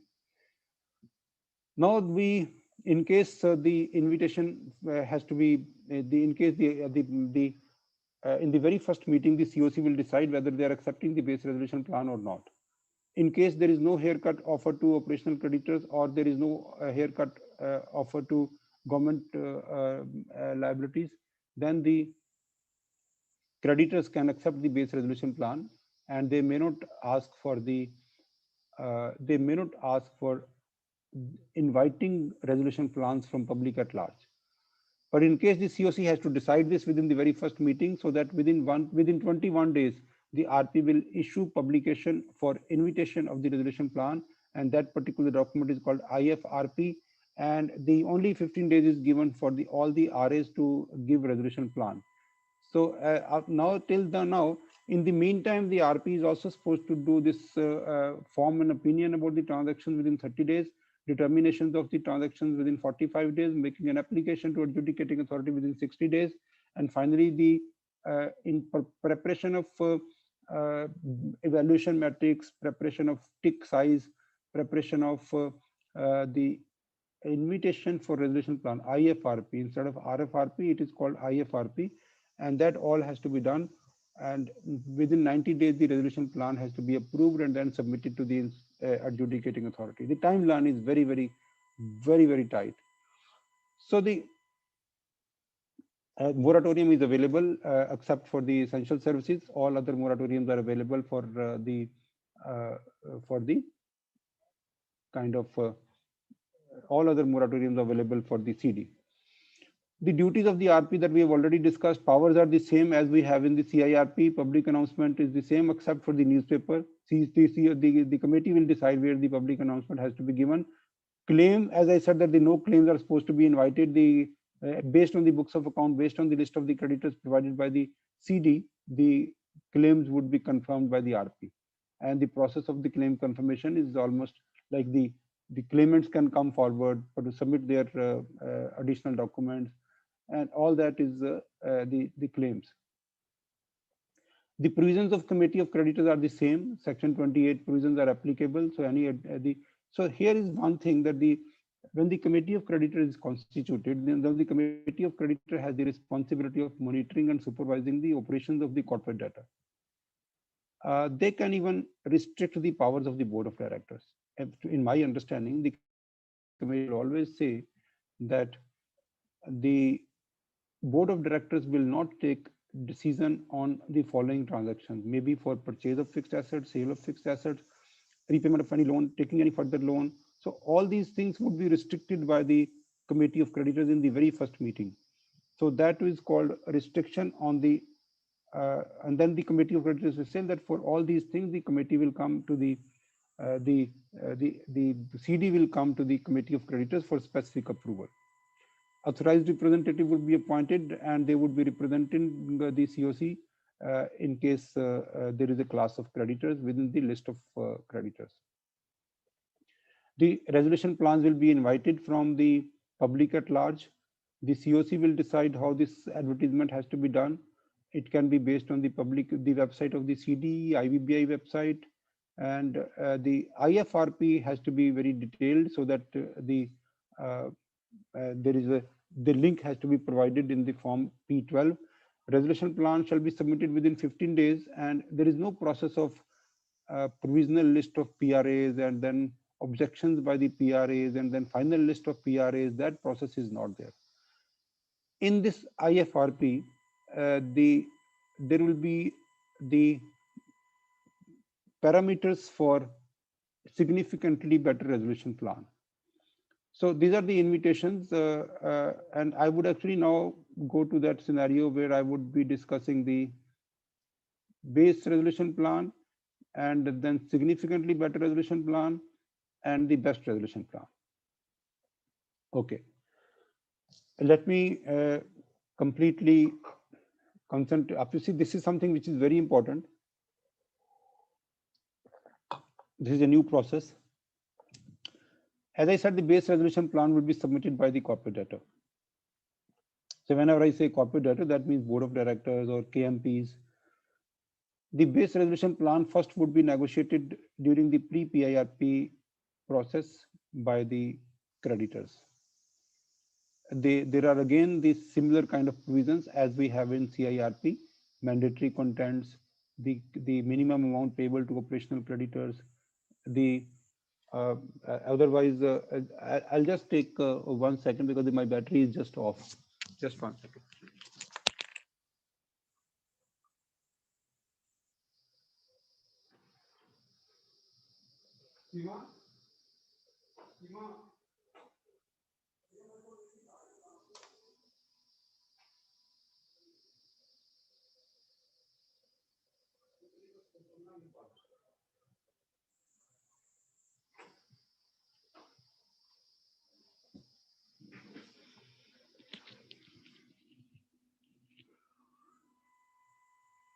So this base resolution plan would be submitted to RP within 2 days, and and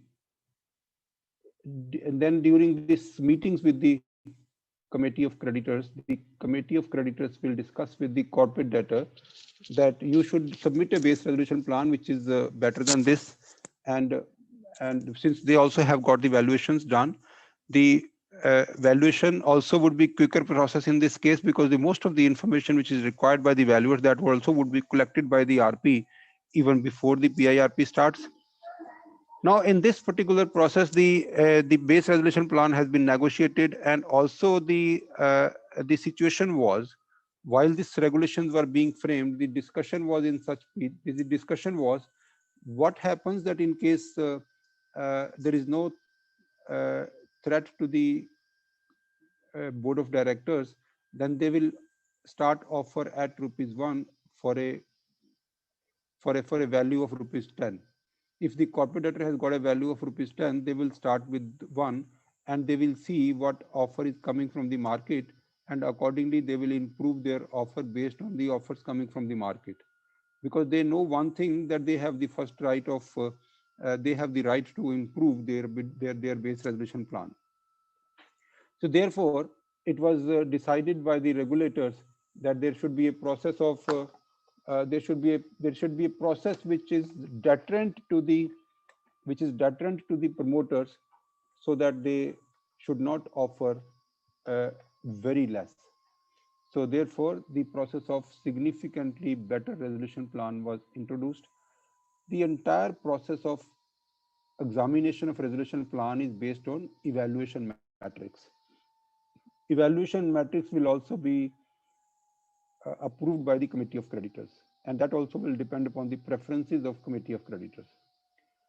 For evaluation matrix will be based on the scoring system. The base resolution plan will also be examined based on the evaluation matrix, and some score would be ascertained, like what is the score of base resolution plan.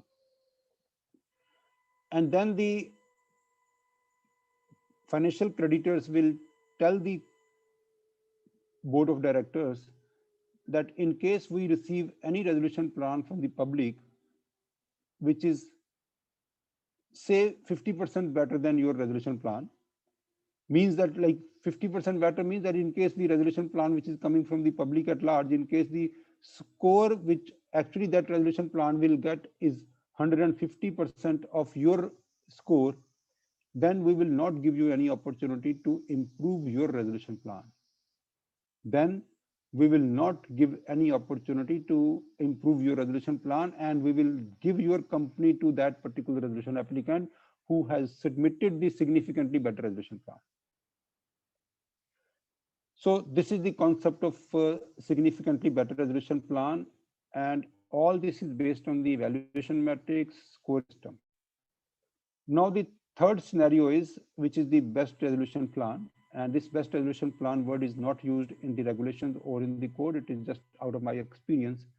So when I say that the public was invited for submission of resolution plans, and the public submitted, say, 3 or 4 resolution plans, and the COC negotiated with all the resolution plans and finally put them on a matrix which is the same matrix, and whichever is the best resolution plan based on the matrix, whichever resolution plan scores the maximum, that resolution plan will be considered best resolution plan. So all other resolution plans will be rejected, will be out of the process, and the best resolution plan would compete with the base resolution plan. Best resolution plan will compete with the base resolution plan on the same kind of matrix, and that is what is called Swiss challenge. Although the word Swiss challenge is not used in the regulations or in the code, but it will be based on technology. If not technology, then it will be based on Excel. So the time period would be about 48 hours. Within the 48 hours, both the best resolution plan RA and the base resolution plan, they would have the opportunities to improve, and they would continuously improve till the time the other party says that I am not interested in improving further. Then whichever resolution plan is the finally achieves the best, may it be belonging to the promoters or may it be belonging to the public at large, that resolution plan will be submitted to adjudicating authority for approval. I hope this is understandable to a great extent. I would now touch upon one point where the COC considers during PIRP that the promoters are still conducting the business in fraudulent manner and there is a gross mismanagement, then the COC can actually decide that the RP should take over the business and they pass a resolution with 66% voting applied to adjudicating authority, and the adjudicating authority, this is the first litigation which is expected. The COC will say that the promoters are not managing the show. The promoters will say that we are managing the show correctly. And then the COC, this is a situation where the company can be taken over by the RP. Now, once the company is taken over by the RP under this fraudulent, under this section 54J, which is based on the fraudulent transactions and gross mismanagement by the CD, then thereafter, if no resolution plan is approved, then the company will go to liquidation. Because the company has already been taken over by RP from the promoters, a resolution plan has not been approved, and then the company will go to the liquidation. So this is one scenario which has to be considered. It is riskier. So board of directors must think that they have to go clean.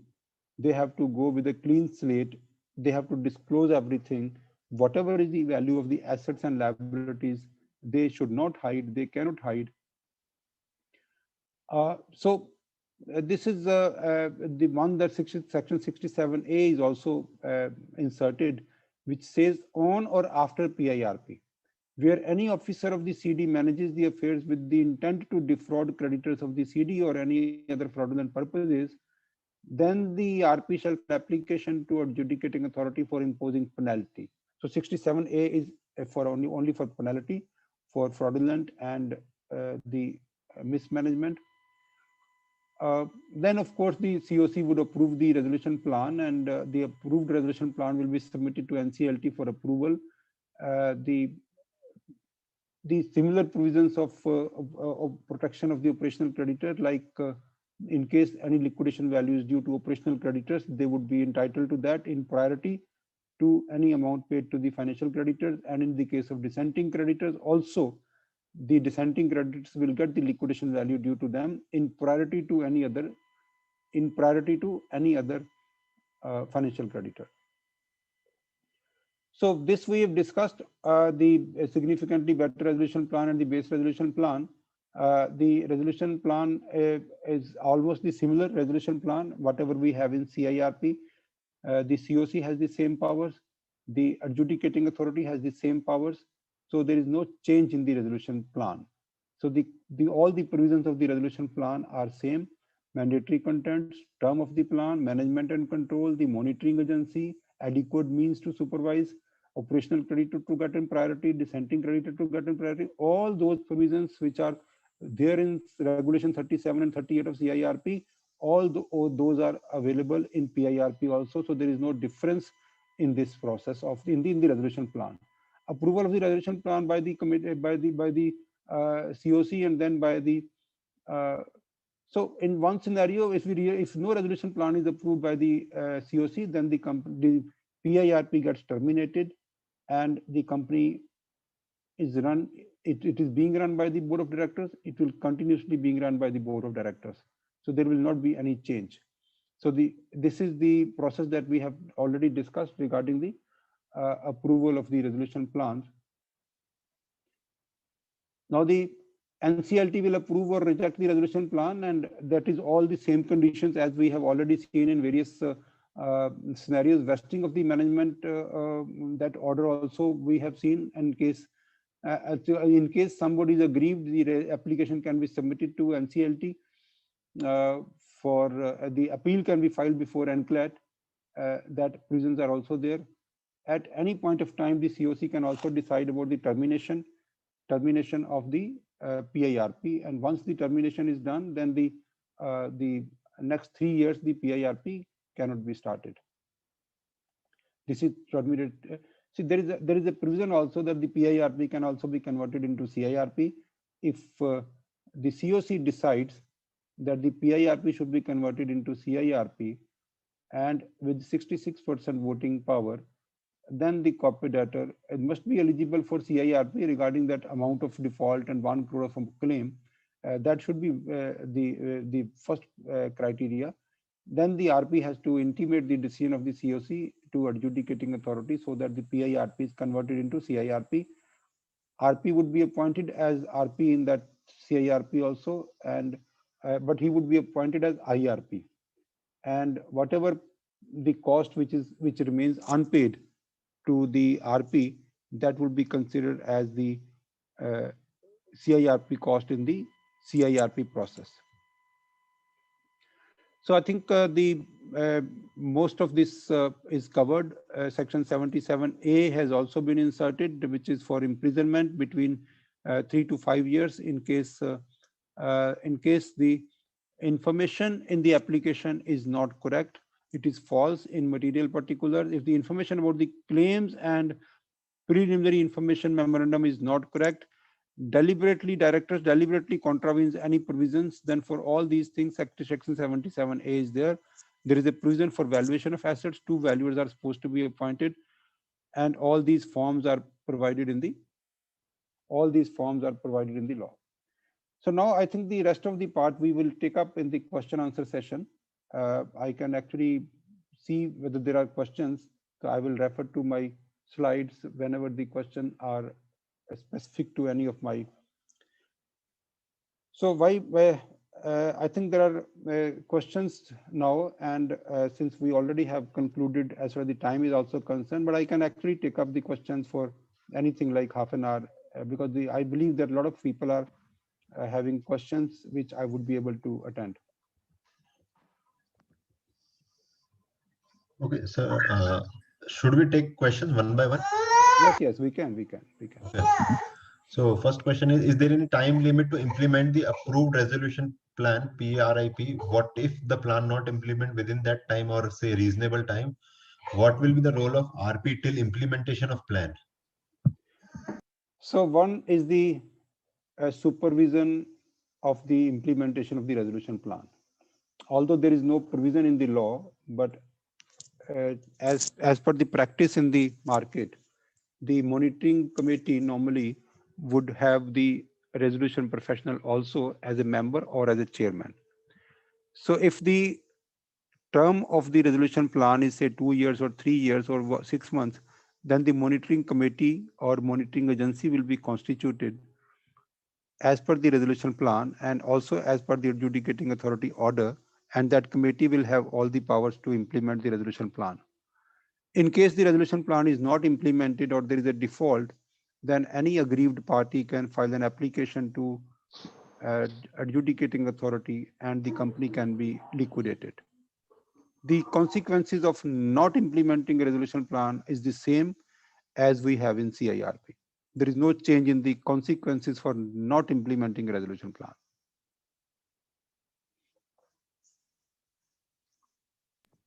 The next question is, can there be a parallel adjudication of application of PAIRP and CIRP as OC can file application? Any preference allowed by law? Yes, I think there is a cutoff period. The cutoff period is 4th of April 2021. If as on 4th of April 2021, if there is any application pending before AA under section 7, 9 or 10, and later on any PIRP application is filed, then the AA will first dispose of the applications under section 7, 9 and 10, and then they will take up the PIRP applications. And the second scenario is the post 4th of April 21. post 4th of April 21, in case any application is filed as PIRP, then thereafter, any application which is filed under section 7, 9 or 10, that will not be taken up by the adjudicating authority before the adjudicating authority dispose of the PIRP application.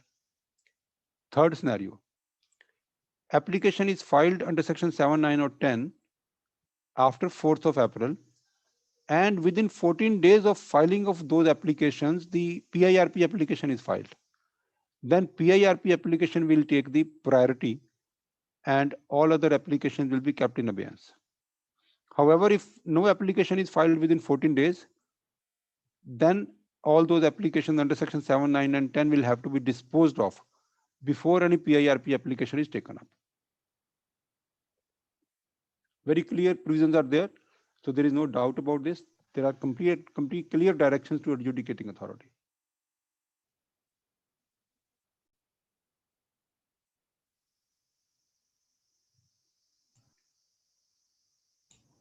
Sir, unmute yourself. Sir, there are no further questions as of now from the members. So I think I can only say that there are people ask me the apprehensions. What are the kind of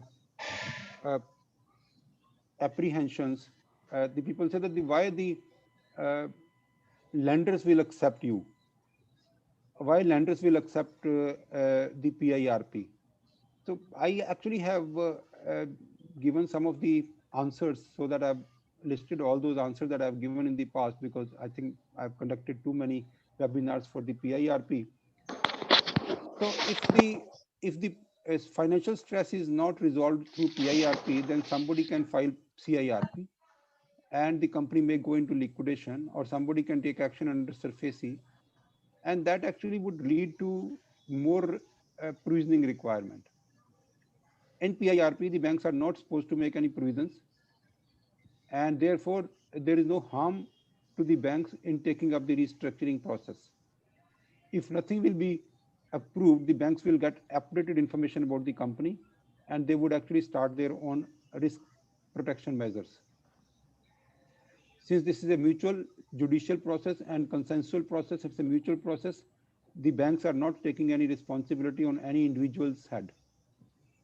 Why they would do any restructuring or one-time settlement when there is a framework available, and that too with the judicial approval? Complete information is required. There is no possibility that the information would not be given by the promoters. The valuation of the assets would be very, very clear and authentic because of the independence of the valuers in this process.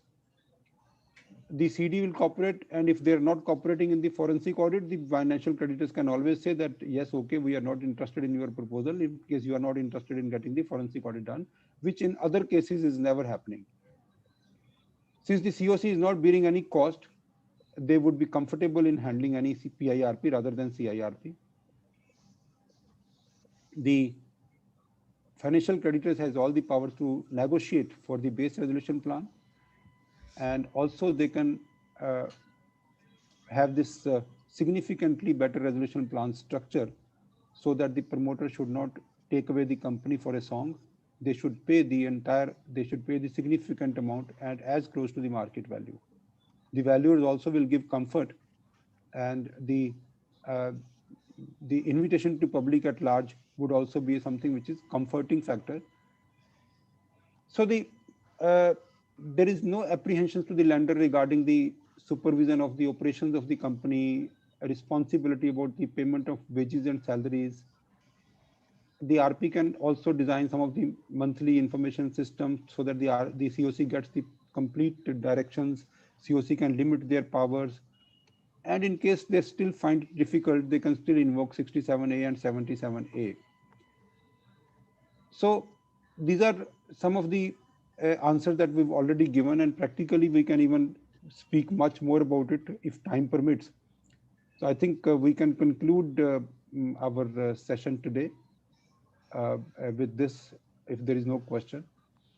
But I would have to just, in closing remarks, I have to say that there is no better structure than this framework of PIRP for restructuring of any MSME. debts, for seeking more moratorium, for one-time settlement, for inducting any partner, for taking some investment from any person and he would like to become shareholders and directors. All these transactions now would actually go through the PIRP framework, because this will also give the comfort of limiting the liabilities, which is beyond your assets. If my assets are valued at 50 crores and my liabilities are 100 crore, based on 53 crore, I would get at least waiver of 50 crores, because that is something, but I would get waiver of up to 50 crores unless I voluntarily pay something to others. So that structure of waiver of 50 crores, I have seen people have started inquiring me that there is a raid of the income tax department on me. There is a raid of the GST department on me. There is a raid earlier demands which are ongoing. I have no other option except to leave my business or shift my business to some other company. But however, in this case, may it be whatever kind of difficulty on the company, this company will continue. There is no need of having starting a new company, disturbing the customers, disturbing the production possible. So that's something. But one important information is that the MSME status is only given to company which is engaged in manufacturing, processing, or in providing any services. If a company is purely a trading company, MSME status is not given. So I think I conclude this part of the session with this concluding remarks that the most benefit would be achieved by the practicing chartered accountants. The fee of the practicing chartered accountant who would act as a consultant will continue with the company would be much more than the fee of the RP in this case. That is an Because attractive feature. yeah. So with this, I would like to request our Vice Chairman, C. Abhishek Shah, to give vote of thanks. Yeah, thank you, Arshal sir. First of all, Anil sir, a big thank you because you covered all the practical aspects as well as you covered what you are doing in your day-to-day routine, and you have taken various examples and section-wise you have covered all the this topics. So it's really helpful for all of us and for our members.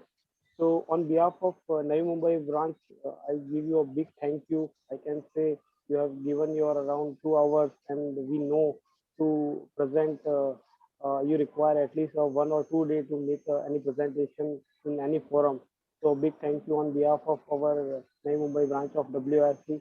Also, I thanks to C.S. Sanjay Visual sir, our chairman, for conducting such good webinar, and our past chairman sir Suresh Ameria sir is also there, Ajendra Phadke sir, and entire members of Navi Mumbai branch of WRC.